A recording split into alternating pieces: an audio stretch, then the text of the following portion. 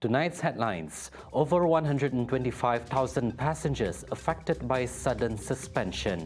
Premier Sarawak Dato' Peninggi dan Sri Abang Johari Tun Openg denies son's involvement. And Budget 2024, Sarawak wants more allocation. Hello there, I'm Lorenzo Isaac and this is TVS Nightline.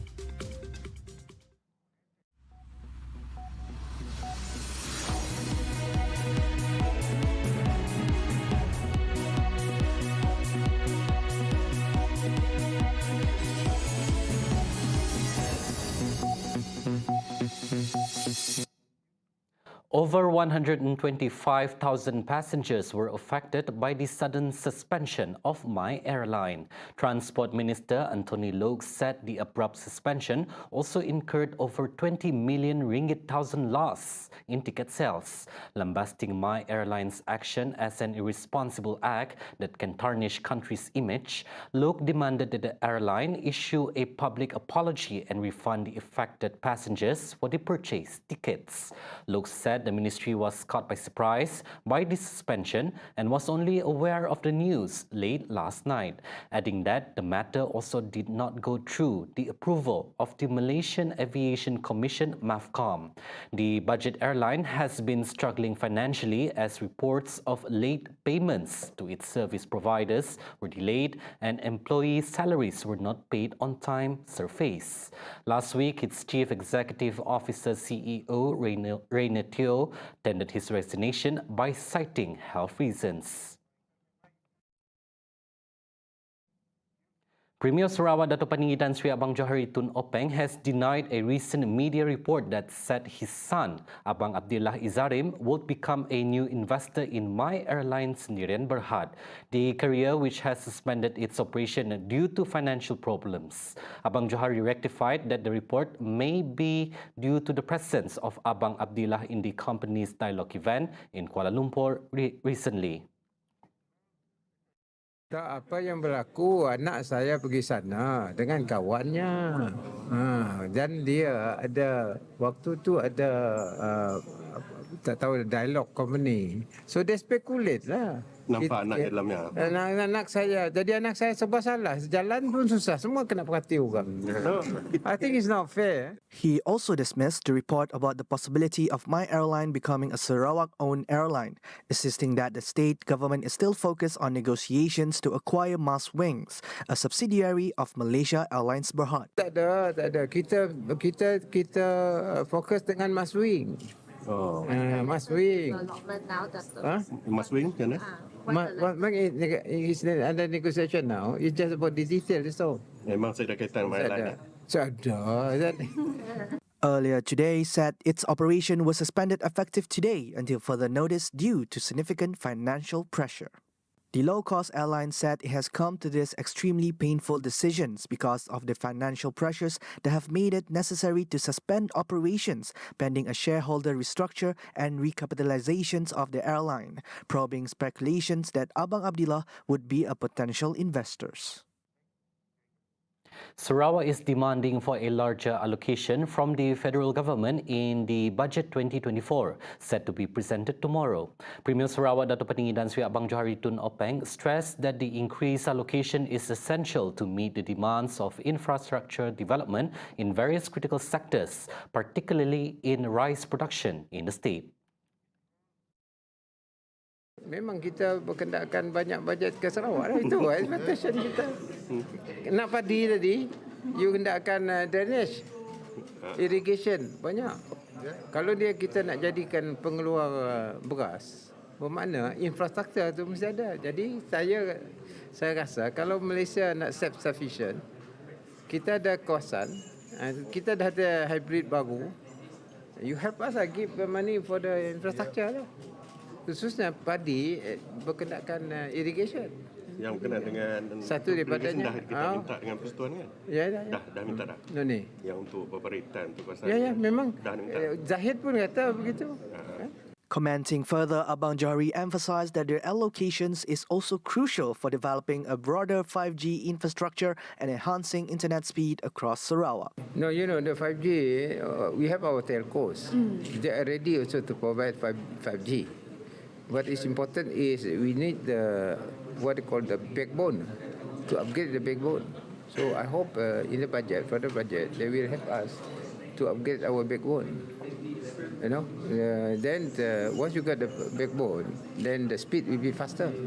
Moreover, Abang Johari further reiterated the need for collaboration between the Sarawak government, the federal government, and the private sector.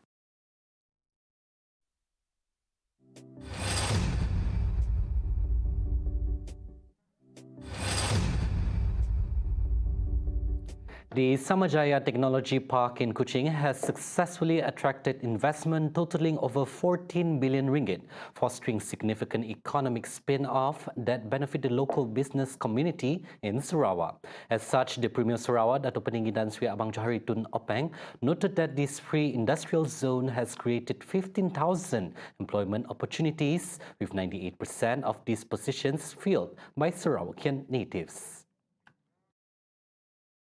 In 2022 alone, Samaaya generated a total of 758 million ringgit in wages for the workers, which ultimately flows back into our local economy.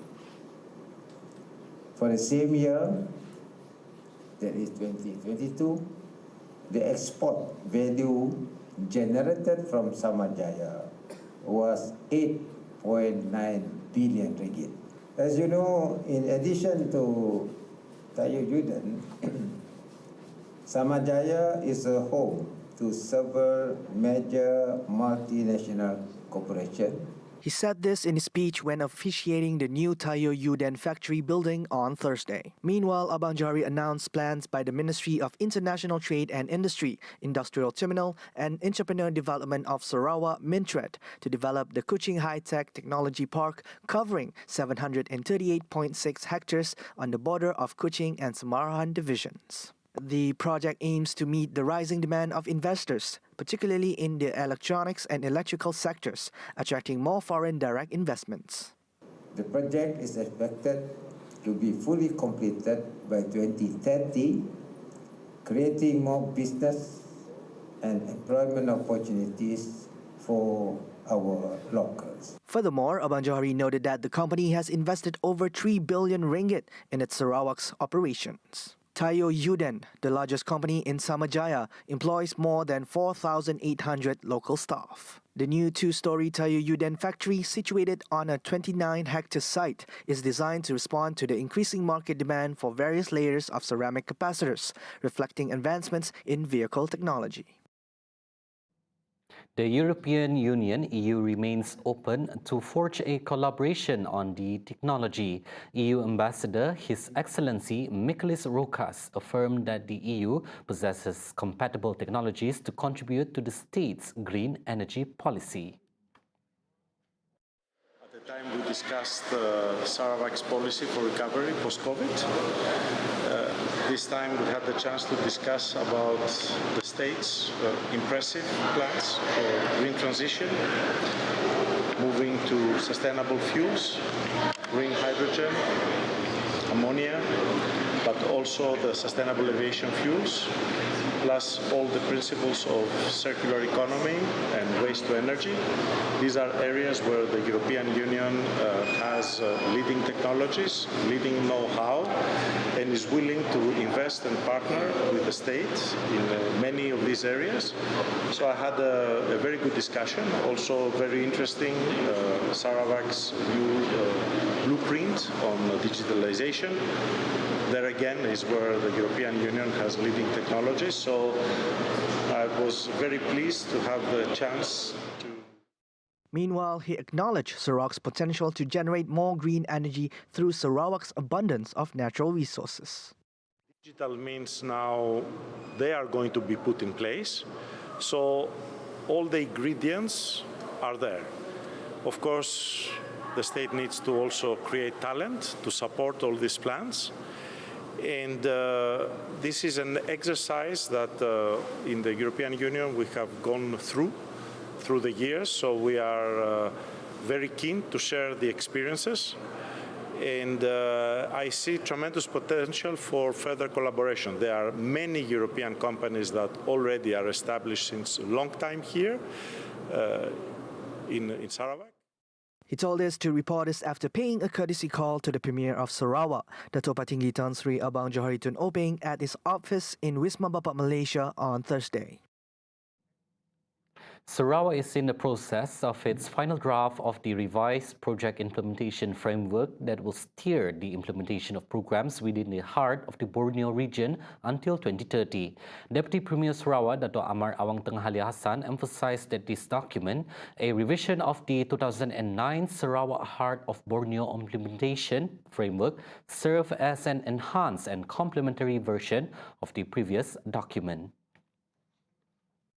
He said this in his speech at the launch of the Heart of Borneo HOB Seminar 2023, Jerenai Long Mekaba Scientific Expedition, read by Deputy Minister of Urban Planning, Land Administration and Environment, Dato' Len Talif. Implementing the HOB initiative should align the state's existing policy development agenda, including development corridor, digital economy initiative, rural transformation program, and other socio-economic agenda of the state.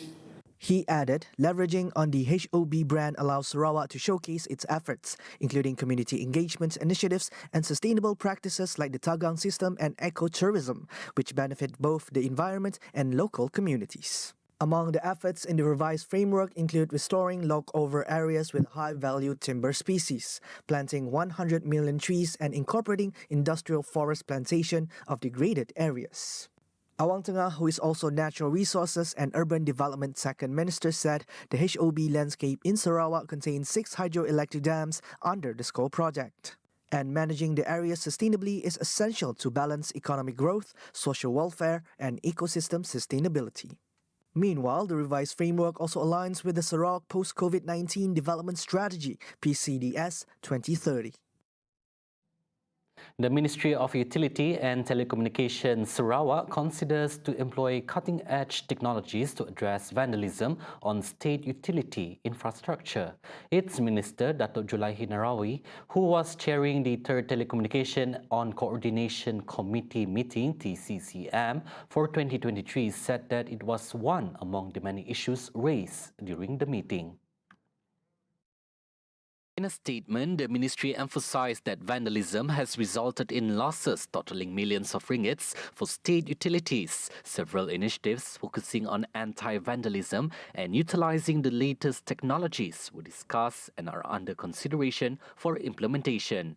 In a different update, the ministry also has updated the current progress of 4G towers in the state.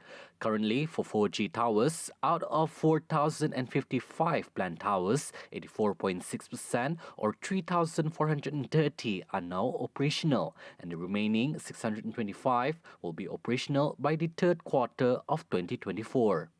Meanwhile, for 5G, out of 589 planned sites, 341 are integrated, covering 44.9% of populated areas. The remaining 248 sites will be integrated soon, achieving a coverage of 60% by the end of the year.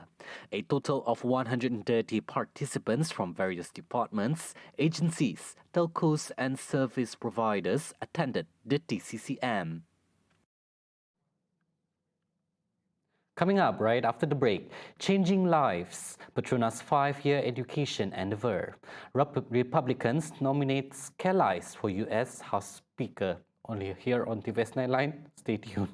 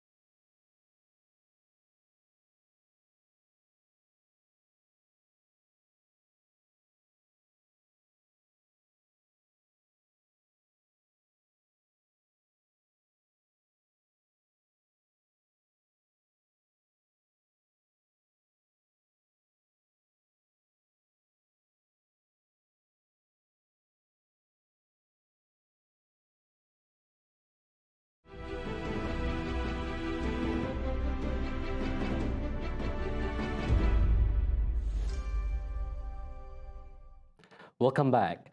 No one should be left behind in the world of education. Hence, in dire need of an educational uplift from the substantial educational hurdles, Petronas has initiated a transformative 5-year project from 2015 to 2020, costing 2.75 million ringgit to address the education disparity within the Penan community of Long Jenalong, Ulu Baram for both children and illiterate adults. The compounding issue was the fact that the nearest school is located in another village, rendering access arduous and financially burdensome for the community.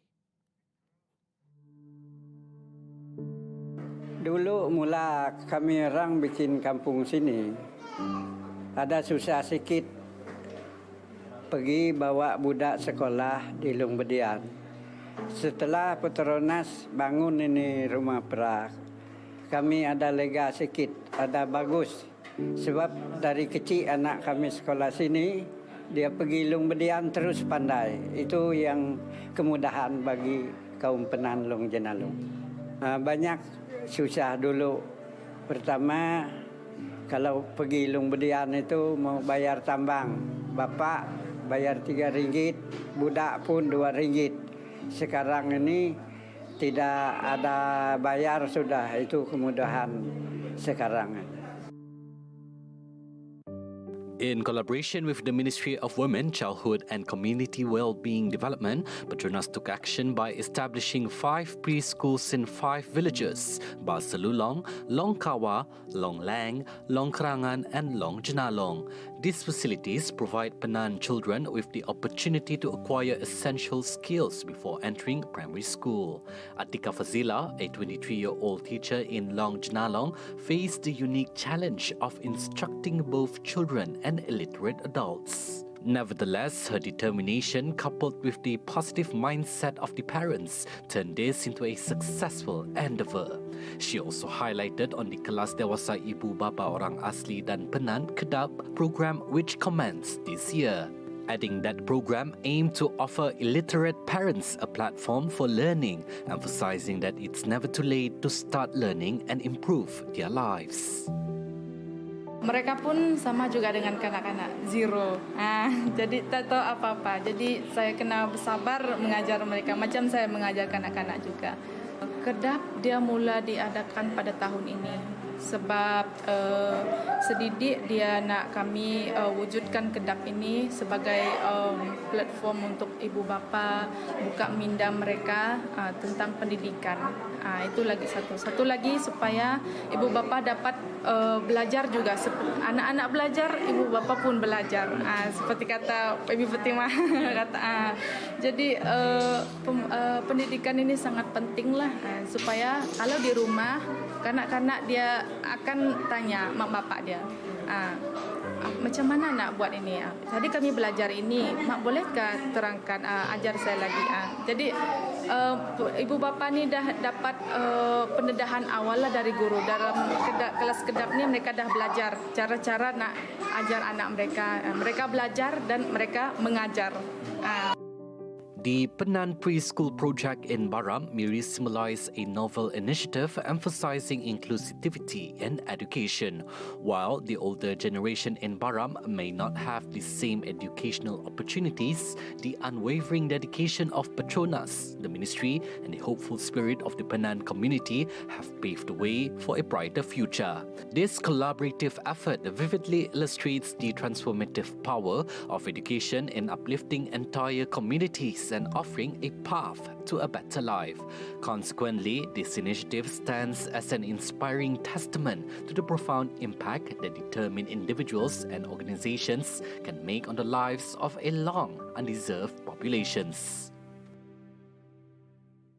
The Malaysian Aviation Commission, MAVCOM, has directed My Airline to immediately stop sales and ticket reservation on all booking platforms until further notice following the suspension of the airline's operation. MAVCOM informed in a statement that My Airline is also required to refund users who have purchased flight tickets. Earlier today, My Airline announced the suspension of its operation with immediate effect due to significant financial pressure, necessitating the suspension of operations while awaiting restructuring and recapitalization of the airline's shareholders. Meanwhile, in a separate statement, Malaysia Airports Holding Berhad (MAHB) has directed its airport staff to assist stranded My Airline passengers. Notices have been posted at terminals and ground staff are helping with alternative flight options from other airlines. According to the organization, the situation at the affected airports are currently under control. As of today, a total of 39 domestic flights and one international route to Don Mueang International Airport DMK, Thailand, with approximately 5,000 passengers have been affected. The military outposts shared by the Malaysian Armed Forces and the Indonesian National Armed Forces along the border of their respective countries have been reactivated and are operating seamlessly after being temporarily suspended due to the COVID-19 pandemic. Defense Minister Datuk Seri Muhammad Hassan said that he is confident border collaboration is expected to enhance further the existing agreement, which includes the signing of agreements between Putrajaya and Jakarta that encompass various aspects of cross-border activities as well as border trade. He said this when speaking at a press conference after chairing the 43rd General Border Committee Malaysia-Indonesia GBC Malindo meeting with his Indonesian counterpart Prabowo Subianto. Muhammad added further that the GBC Malindo meetings needs to be continued in order to tackle security and socio-economic development challenges along the border, ensuring a secure environment while promoting economic progress. The meeting also covered the advancement made by various committees, including the High-Level Committee, Coordinated Cooperation Control Committee, Joint Training Work Committee, and other relevant bodies. The 44th GBC Malindo meeting will be held in Malaysia next year.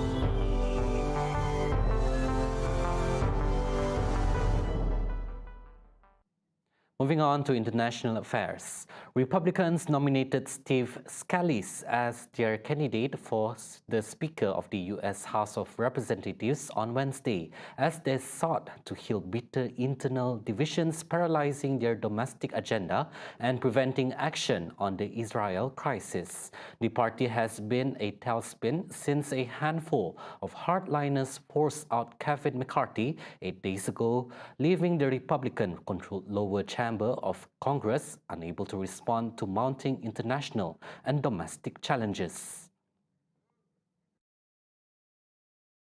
Scalise, McCarthy's longtime deputy, pipped Firebrand Judiciary Committee Chairman Jim Jordan to the nomination by 113 votes to 99, dealing a blow to Republican presidential frontrunner Donald Trump, who had endorsed the defeated Ohioan. A gregarious lawmaker seen as a bridge between the most hardline conservatives and the party's mainstream, Scalise has been in the leadership for almost a decade and has enjoyed an at times strained relationship with McCarthy. He now faces the scramble to win over almost all of Jordan's supporters before a speaker vote by the full House, where all 212 Democrats will back their own leader, New York Congressman Hakeem Jeffries.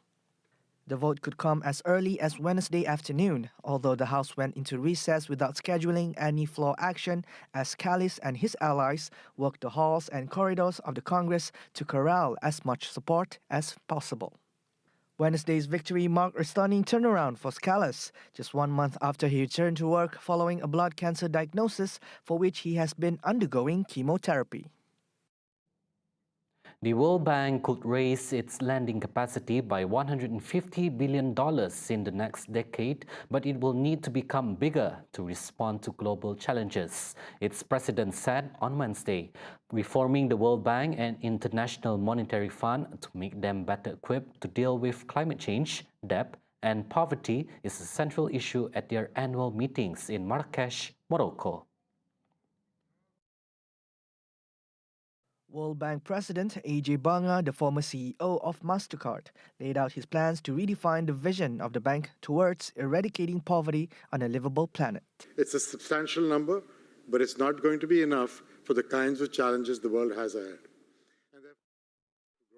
There is no doubt that we need to be a bigger bank. The G20 expert group has put out its own thinking on that. That has not yet been accepted by the G20, but Larry Summers and N.K. Singh drove this group of eminent people. There's a lot of numbers in there for you to see. My belief is better, get capital adequacy going, make the place work quicker, faster, better with other partners, but then I'm definitely going to go back to our shareholders to seek a bigger bank, because I believe that is what the world needs for the next coming decades. Banga said challenges including poverty, pandemic, and climate change were almost like a perfect storm that can no longer be treated separately.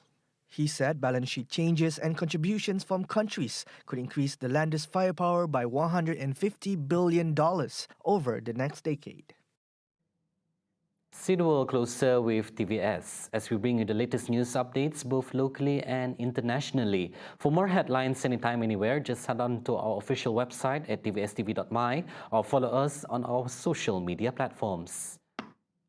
And a quick reminder before we end the Nightline, TVS is now also available on Unify TV, so tell your friends and family. And that's all the updates for TVS Nightline. I'm Lorenzo Isaac. Thank you for watching. Good night.